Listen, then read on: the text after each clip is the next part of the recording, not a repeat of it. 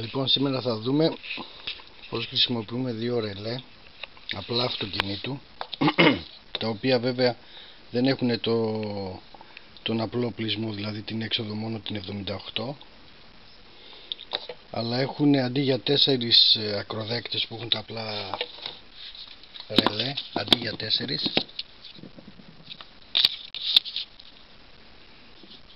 αυτά εδώ πέρα έχουν 5. Γιατί έχουν 5 έχουν γιατί όταν δεν είναι σε λειτουργία το ρελέ εδώ πέρα βγάζει έξοδο, και όταν είναι σε λειτουργία βγάζει εδώ έξοδο. Άρα παίζουμε αντικριστά από εδώ, εδώ, από εδώ, εδώ, από εδώ, εδώ.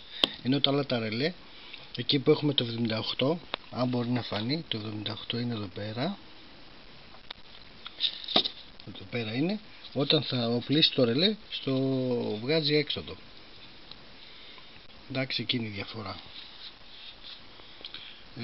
Η λειτουργία του ρελέ είναι πολύ καλή και συνήθως όταν έχουμε ηλεκτρικά προβλήματα, παραδείγματος χάρη με τους διακόπτες ενός αυτοκινήτου, με τις μπουτονιέρες και με αυτά, καλύτερα είναι, και δεν μπορούμε να αγοράσουμε καινούργια μπουτονιέρα, να βάλουμε δύο ρελέ.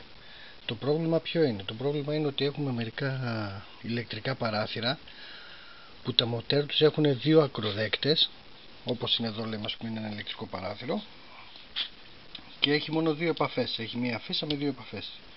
Από τις δύο επαφές που έχει,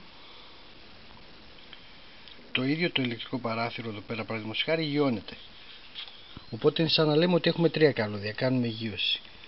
Αυτή η φωτογραφία που σας δείχνω είναι ότι καλύτερο γίνεται για να μπορέσεις με δύο ρελέ 87-87α, αυτά που βλέπετε εδώ πέρα, τα οποία είναι στην αγορά 5 ευρώ το καθένα, να οδηγήσεις ένα μοτέρ στα σύγχρονα τα αυτοκίνητα παραθύρου με έναν πολύ απλό διακόπτη πάνω κάτω, να τον οδηγήσεις με τα ρελέ όταν το μοτεράκι, δηλαδή όταν το μοτέρ του ηλεκτρικού παραθύρου έχει μόνο δύο καλώδια και το κάσωμά του δεν γιώνεται. Με λίγα λόγια, δεν έχει σασί αυτό το μοτέρ.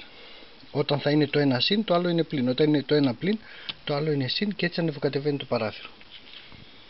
Κάνοντας αυτό εδώ πέρα, βλέπουμε ότι το trigger το κάνουμε με το 85 και με το 86 εδώ πέρα. Αλλά πώς τα κάνουμε? Τα κάνουμε με γείωση. Με λίγα λόγια, βάζουμε εδώ πέρα αυτά να γειωθούν κάπου.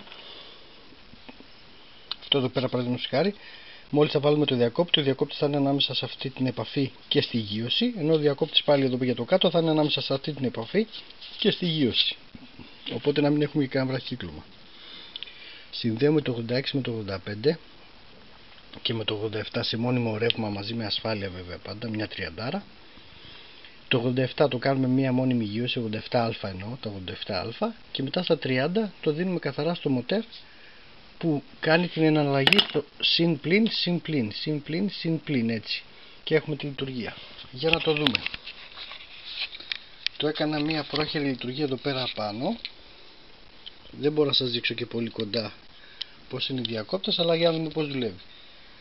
Εδώ έχω συνδέσει ότι είναι για γείωση, παραδείγματος χάρη. Εδώ πέρα είναι το συν και ανοίγουμε από εδώ πέρα το ρεύμα. Για να δούμε τώρα εδώ τι γίνεται. Αντί για μοτέρ, φυσικά εδώ πέρα, επειδή κάνουμε δοκιμή, θα έχουμε μόνο το πολύμετρο που θα μας δείχνει τη λάμπα να ανάβει, και έχουμε συνδέσει εδώ πέρα γιατί έτσι κι αλλιώς κάνω δοκιμή, αν και το έχω κάνει ήδη.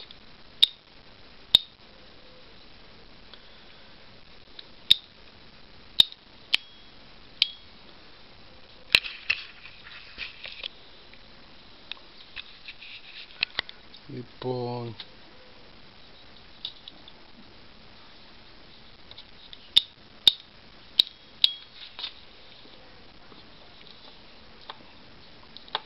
τώρα εδώ πέρα ακόμα δεν έχω, επειδή τα έχω κάνει πρόχειρα τα καλώδια. Να το βλέπετε, διαβάζουμε εκεί πέρα μείον